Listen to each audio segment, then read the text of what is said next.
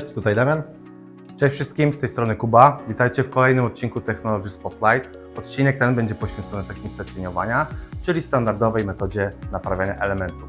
Za naszymi plecami przygotowane elementy, na których pokażemy Wam krok po kroku, jak wykonać prawidłowo tę technikę. Zapraszamy.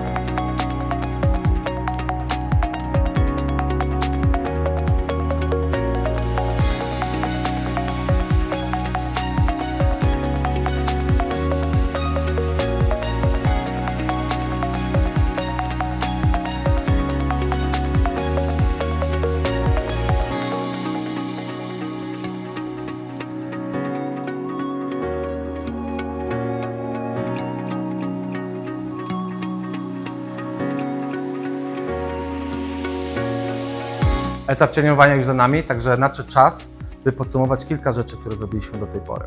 Mieliśmy tutaj nowy element i zapodkodowaliśmy go przy użyciu CP385, naszego podkładu mokro na mokro.